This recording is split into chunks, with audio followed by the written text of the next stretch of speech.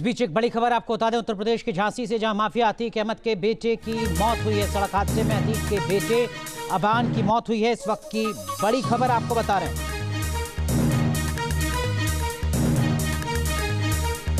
दरअसल में Kanpur Jhansi national highway पर कार डिवाइडर से टकराई है। अतीक के बेटे अबान समेत 2 की मौत हुई है, 3 घायल बताए जा रहे हैं।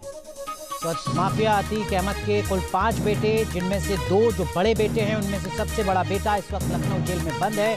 दूसरा बेटा जो अब तक नैनी जेल में बंद था, उसको झांसी जेल में शिफ्ट किया गया पिछले साल अक्टूबर 2025 में, और उसी से मिलने के लिए माफिया अतीक अहमद का जो सबसे छोटा बेटा है अबान, जिसकी मौत हुई है, वो मिलने जा रहा था झांसी जेल में।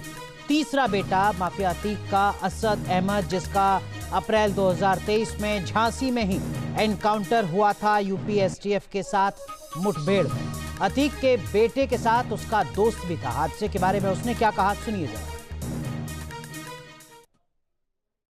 कौन कौन था उसमें? अफगान भाई थे, हम थे, फारूक भाई थे, और सोनू भाई थे, और जैद भाई थे। तो डिसबैलेंस होने से गाड़ी टकरा गई डिवाइडर में, वहीं में सब लड़ गया। फिर सभी लोग घायल हो गए। हाँ, उसके बाद नहीं याद, फिर रोड पे पड़े हैं, उसके बाद नींद खुली है, फिर यहाँ आए। उसमें अतीक अहमद का लड़का था? हाँ, छोटे वाले। क्या नाम था उनका? अबान। जा रहे थे मिलने भाई से जेल में? जी, अली भाई से।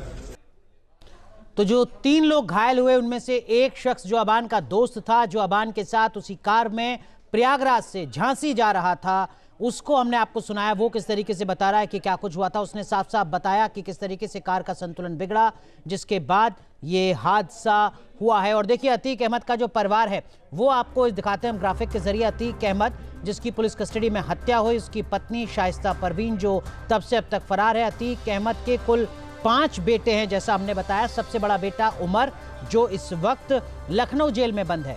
दूसरा बेटा अली, जो पहले नैनी जेल में बंद था, जिसको झांसी में पिछले साल शिफ्ट किया गया है। उसी से मिलने के लिए अबाम जा रहा था। असद, जिसका झांसी में ही 2023 में अप्रैल में एनकाउंटर हुआ था यूपी एसटीएफ के साथ मुठभेड़ में।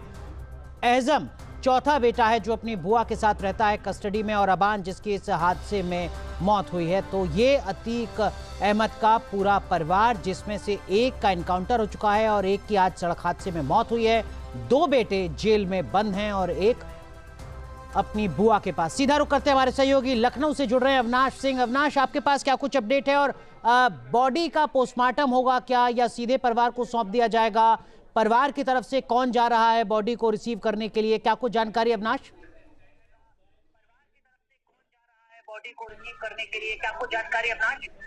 देखिए अनुराग, जो अबान अहमद की डेड बॉडी है वो इसके बुए को सौंप दी गई है। और चूंकि देखा जाए तो इसके परिवार के जो जितने लोग थे वो नदारद हैं। चूंकि इसकी मां, अगर हम शाइस्ता परवीन की बात करें तो पिछले काफी समय से नदारद है। और चूंकि ये जानकारी सामने आ रही थी कि ये प्रयागराज से अपने भाई से जो जेल में बंद था उससे मिलने जा रहा था। और देखिए, सबसे महत्वपूर्ण चीज ये है अनुराग की अतीक अहमद के जितने भी बेटे थे, उनके ऊपर कोई ना कोई मुकदमा था। किसी के ऊपर रंगदारी का मुकदमा था, तो किसी के ऊपर धमकाने का मुकदमा था। और चूंकि अगर हम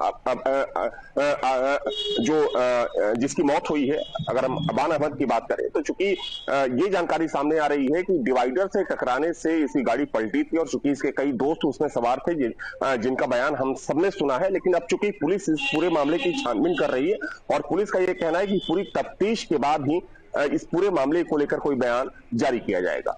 बहुत बहुत शुक्रिया अविनाश, इस वक्त की बड़ी खबर साझा करने के लिए।